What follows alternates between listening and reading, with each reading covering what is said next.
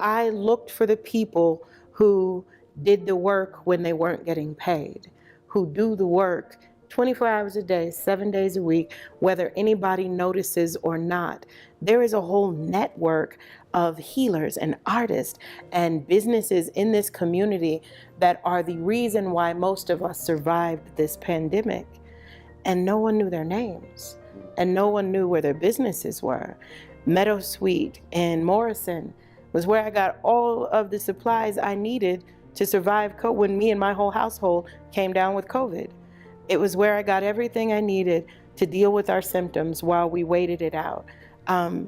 It was Alchemy, where when they ran out of what I needed there, Alchemy knew what to get next. It was all of these women making sure that everyone in the community ate, everyone had medicine. Some of these women were Latin, some were queer, some were Black, but all of us had the same idea that we are community and we take care of our own. And and we don't compete with each other. I want us all to have what we need. And I am not in competition with anyone. And so the businesses that I reached out to were micro businesses who had a spirit of collaboration. They wanted to build, they wanted to grow, and there was this added component. I had watched these people give themselves into the negative in many cases, and they were able to be restored often. But what I realized is the same collaborative healers that we brought in also needs restorative space to heal. So the next level of collective healing through art was the professional development and the retreats and the resources for these communities. Because as Maurice was talking about the nuance of being a micro business, it is equally stressful. It is also isolating.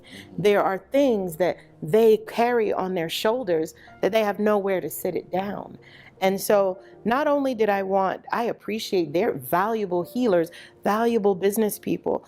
I appreciated them being willing to open up their spaces, open up their businesses, provide supplies. All of that was great and grand.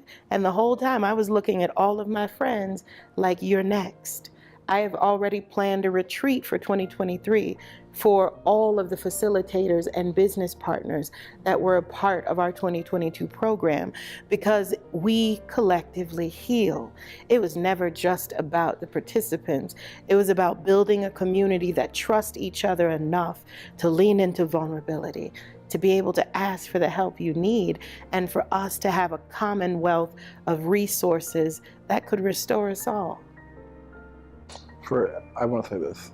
I think as a business being approached by CHTA, it was really, I think, nice for, us to take a break out of, there's like about 20 million hours that go into things before the doors open every day, right? And so it was like really nice for, I think, us to, just seeing where like intergenerational dialogue or intergenerational space, right?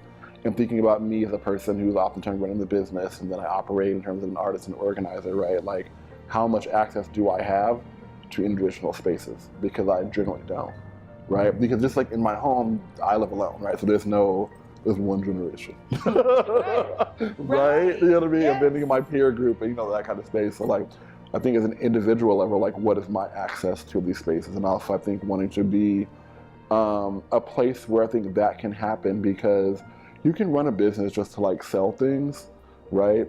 And you can probably make $1 million selling glitter.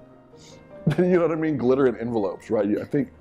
I'm sure a lot of people do, actually, because they're very available everywhere, right?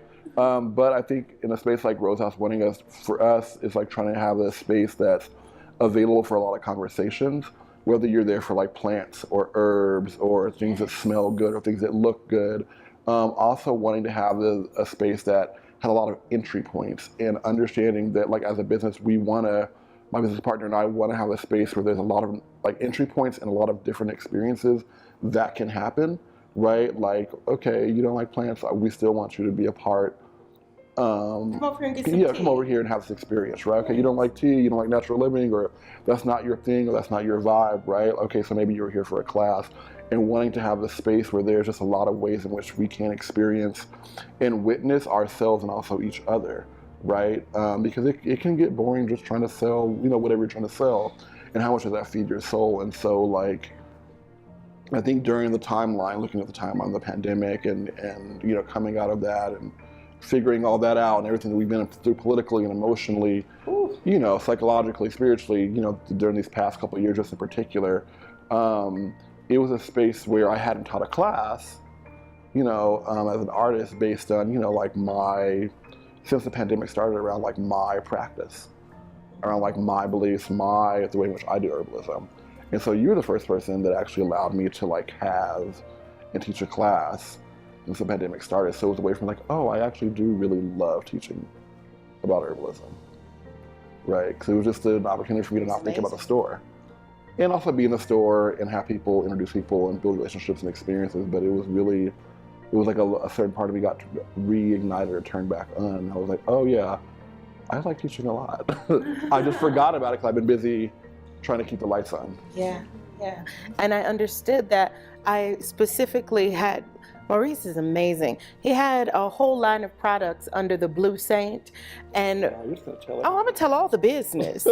So the Blue, do we know? Have we explained exactly what your business is yet? Oh, so Rose House Botanicals.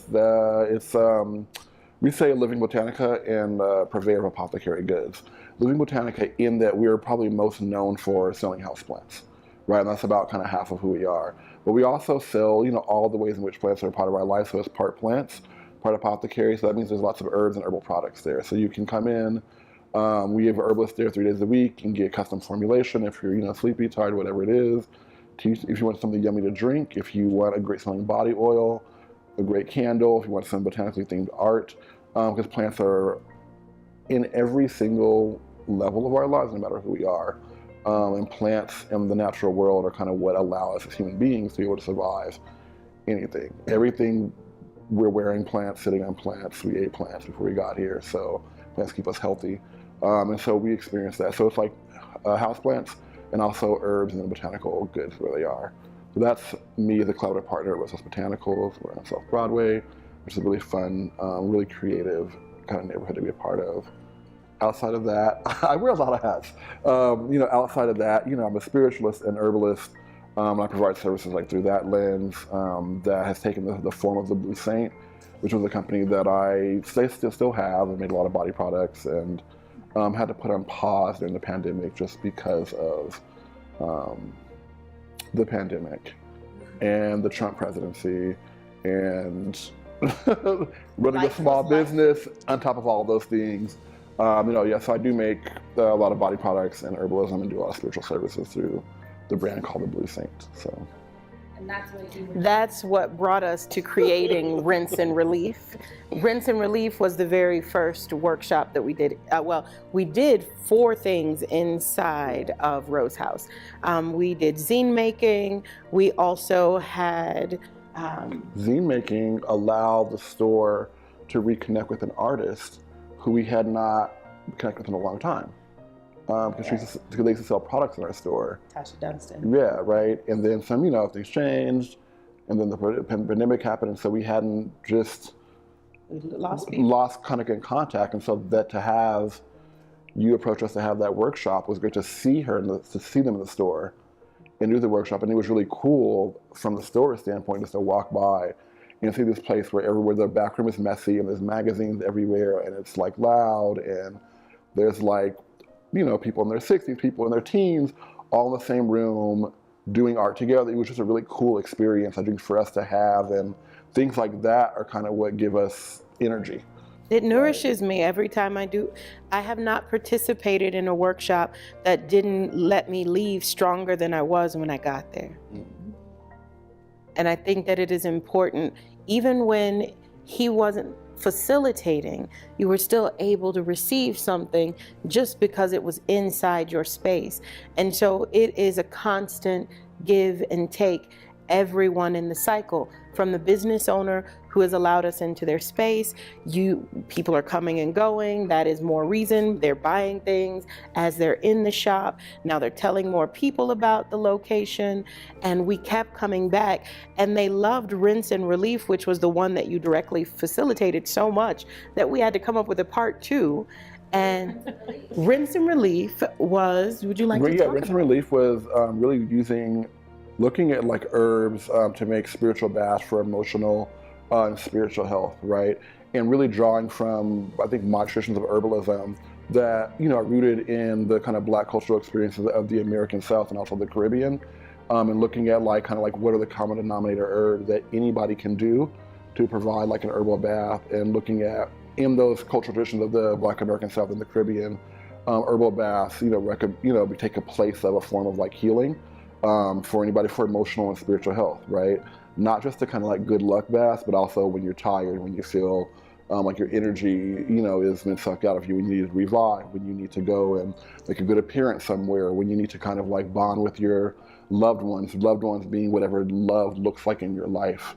And really looking at there are things that we can make from very simple ingredients, right, that are culturally rooted, have a lot of history, and that anyone can do. And so wanting to have a space where people can have a tool to do something for themselves. Yes, at Rose Botanicals, we make amazing products. We just released a set of, of bath soaks and bath salts, right? Siren's Blend, Clear the Way, all these pieces. Yes, we have those, we do those. As the Blue Saint, right? I've got an amazing spiritual bath called Healers and Hustlers Bath. It is amazing. The reputation speaks for itself, right? Raise an eyebrow because it's sold out right now. It is sold out right now. And someone needs their badge. Yeah, and you and lots of people. Yeah, you and lots of people, right? And so we will, just keep an eye out. It'll be here. But also too, right? Like there are things that you can do on your own, right? So you have options, right? And so the piece around like looking at small businesses, usually when you go into a city, what defines culture are the businesses, right? Like in large amount, like who is producing, who is giving texture to the city to say what the city is, who lives here, right? We talk about community, kind of like what are the values that are being upheld and sustained, right? Like what culture is being maintained in the city, and the businesses are a large part of that. And I think we live in a world where I don't know that it is equitable or fair to us as a society to only allow multinationals define what culture is, right? As great and as convenient as it can be, it's lovely, it has its lovely parts of it, right? But I think the reasons why small businesses, micro businesses are valuable is that they allow the city to express itself and determine like what its reality is and what its future is and can be. And so it's not just about like buy my stuff, it's really about like how can we have this conversation about how we take care of ourselves. Here's how we do it. You can do, like it on your own, right? It's really nice when people come into the store and they say, hey, I have something, I kind of want to sell it, would you take a look at it, right? And so whether we can or cannot is a lot of pieces, but it's really nice when people come in and have something that's, this is better than what we make. This is great. Like we want to have this here. We want you in the store, or we want to be one of the few businesses, right, that can house you and say, get it here at our space. And so I think teaching the class allows us to kind of like feed community so that we can be fed later. Mm-hmm. And kind of that is that cultural exchange, right? It's not just about exchanging of dollars. So that is very, very important because we need your presence. We also need your dollars so that we can be here in the morning, right? This agreement, right? Like you, with the money that you have to purchase things, right? Like we can sell them to you. We'll be here. That's kind of what makes the relationship last, but also too, it's about cultural exchange.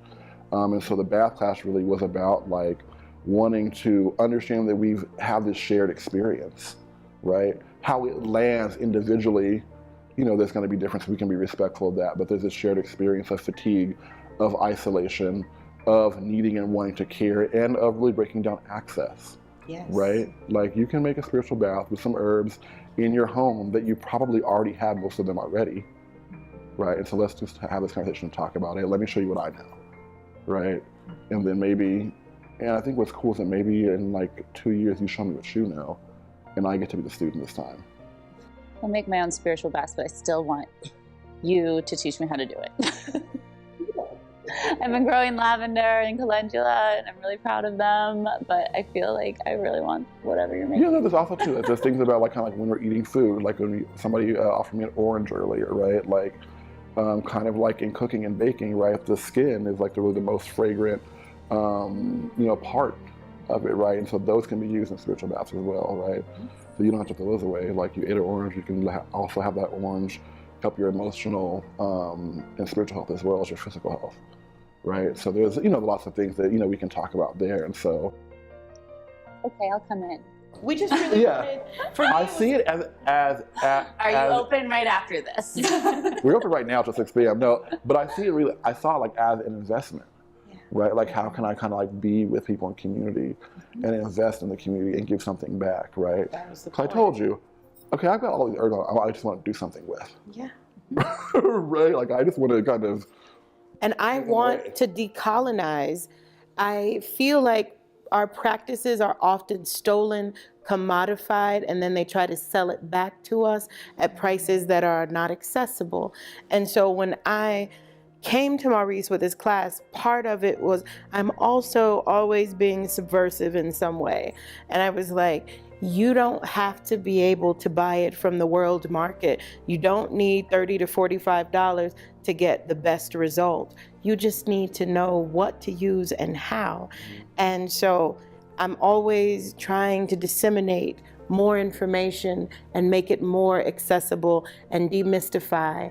And just the more people that know what is available and how to use it, the less the big machine capitalism is able to rob us.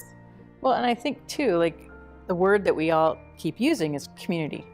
And so one of the beautiful things about what you are doing, what you have built, is that you're really bringing in all of the different aspects of community. And all too often, I mean, I'm also a micro business owner as well, we are overlooked.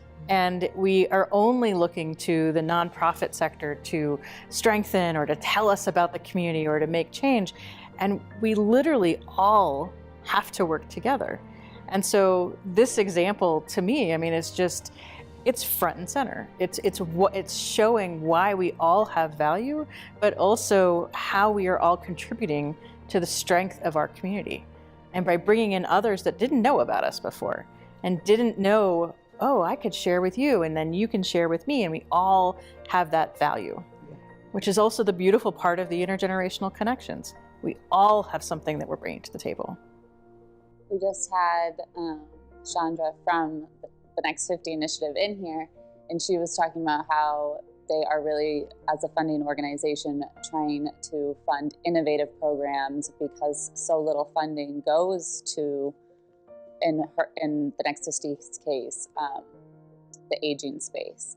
And this is such an example of an innovative program where it starts on this micro level where we're connecting older adults and youth to form connections, and then it just explodes where it's like self-care and inner resilience and coping skills, and then supporting the businesses and supporting the artists and supporting the healers, and then that just loops back around to the beginning, right? Because older adults are not isolated and youth are not lonely due to isolation if their whole community is showing up for them.